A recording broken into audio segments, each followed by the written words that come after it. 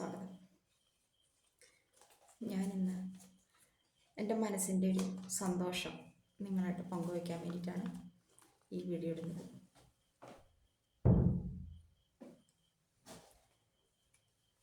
കുറച്ചധികം വർഷങ്ങളായി എൻ്റെ മനസ്സിൽ ഒരു ദേവീ രൂപം ഇങ്ങനെ എൻ്റെ പ്രാർത്ഥനയോടൊക്കെ വരാറുണ്ട്. ഞാൻ അമിതമായിട്ട് ഇങ്ങനെ വിശ്വസിക്കുന്നു ആ ദേവിയെ. എനിക്കൊന്ന് പോകണമെന്ന് വളരെയേറെ ആഗ്രഹമുണ്ട്.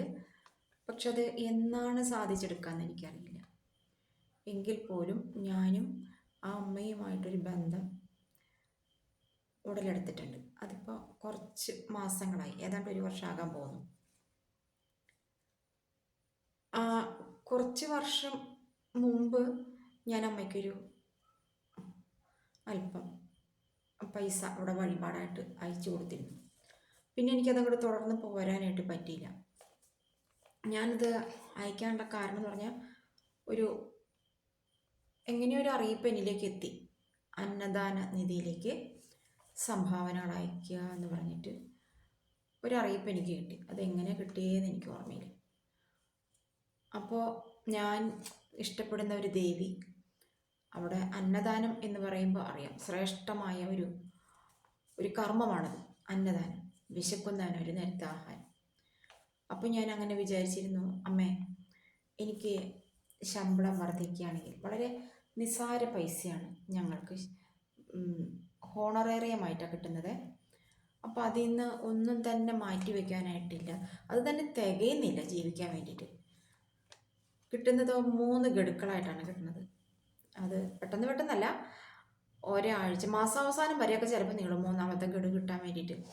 അങ്ങനെ കഷ്ടപ്പെടുന്ന ഒരു വിഭാഗം ആളുകളാണ് ഞങ്ങൾ. അപ്പോൾ അതിൽ നിന്നൊരു 500 രൂപ മാറ്റി വയ്ക്കാൻ ശമ്പളം വർദ്ധിപ്പിക്കും എന്ന് പറഞ്ഞൊരു സമയത്താണ് അങ്ങനെ ഞാൻ വിചാരിച്ചു, അത് ഒന്ന് വർദ്ധിച്ച് കിട്ടുകയാണെങ്കിൽ അമ്മേ, ഞാൻ അമ്മയുടെ ഈ അന്നദാന നിധി എന്ന് പറയുന്ന ആ പരിപാടിയിലേക്ക് എല്ലാ മാസവും ഒരു 500 രൂപ എൻ്റെ വകയായിട്ട് ഞാൻ അയച്ചു തരും എന്നിങ്ങനെ മനസ്സിൽ വിചാരിച്ചിരുന്നു.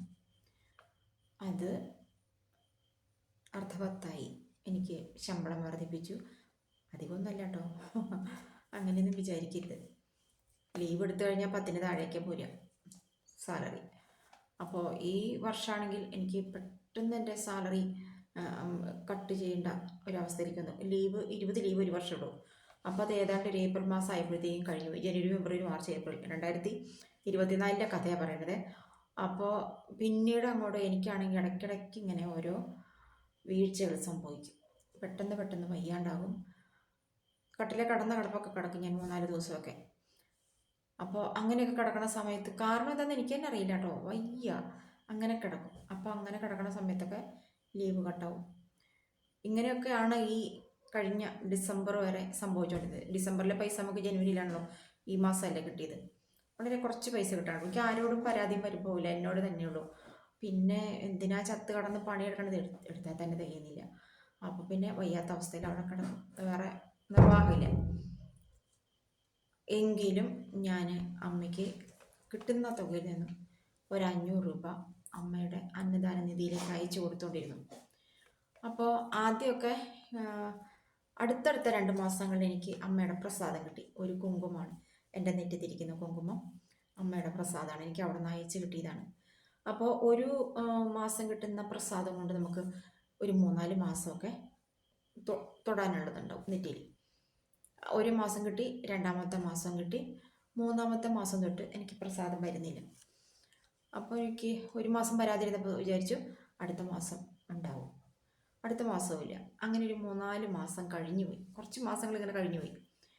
അപ്പോൾ എനിക്കെന്നും മനസ്സിൽ ഭയങ്കര വിഷമമാണ്, എനിക്ക് പ്രസാദം കിട്ടിയില്ലല്ലോ, വന്നില്ലല്ലോ. തപാൽ വഴിയാണ് വരുന്നത്, വന്നില്ലല്ലോ എന്നിങ്ങനെ ഭയങ്കര മനപ്രയാസം. എന്നിട്ട് ഞാൻ എൻ്റെ മോളോട് പറഞ്ഞു, അമ്മയ്ക്ക് എന്താണാവോ ഇപ്പോൾ പ്രസാദം വരുന്നില്ല എന്ന് പറഞ്ഞു. അപ്പം മോള് പറഞ്ഞു, വരുമായിരിക്കും അമ്മ, വിഷമിക്കേണ്ട, വരും എന്ന്. ഇന്ന് അംഗൻവാടി അടയ്ക്കേണ്ട സമയത്തോട് കൂടിയിട്ട് മോളുടെ ഒരു മെസ്സേജ്, അപ്പോൾ ഒരു ഫോട്ടോ രൂപത്തിലാണ് മെസ്സേജ് വന്ന് കിടക്കണത്. അപ്പോൾ അതെന്തായിരിക്കും ഫോട്ടോ എന്നോർത്തിട്ട് ഞാൻ പെട്ടെന്നത് ഓപ്പൺ ആക്കിയപ്പോൾ ഈ കവറാണ് വന്നത്. എനിക്ക് ചക്കുളത്തുകാവിൽ നിന്നും ഈ മാസം പ്രസാദം വന്നു.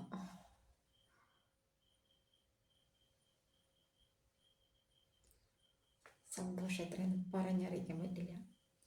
ആലപ്പുഴ ജില്ലയിലാണ്, നീരേറ്റുപുറം എന്നൊരു സ്ഥലത്താണ് ചക്കുളത്തുകാവ്. എനിക്ക് എന്തെങ്കിലുമൊക്കെ അവിടെ പോകാൻ പറ്റുമായിരിക്കും. എനിക്ക് അമ്മേനെ നേരിട്ടൊന്ന് കാണണം എന്ന് അതിയായ ആഗ്രഹം.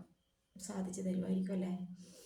അമ്മയുടെ മുന്നിൽ പോയിട്ടൊന്ന് കുമ്പിട്ട് നിൽക്കാൻ ഭയങ്കര ആഗ്രഹം കേട്ടോ.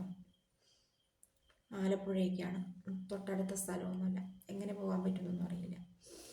മക്കളോടൊക്കെ എന്തെങ്കിലുമൊക്കെ ഒന്ന് പറഞ്ഞു നോക്കണം, എന്നെ അമ്മയുടെ അടുത്ത് നിന്ന് കൊണ്ടുപോകാൻ സാധിക്കുമായിരിക്കും. ശരി കേട്ടോ. അപ്പോൾ നാളെ എൻ്റെ കണ്ണ് നിറയുന്നുണ്ട്. നാളെ മറ്റൊരു വീഡിയോ ആയിട്ട് വരവേ.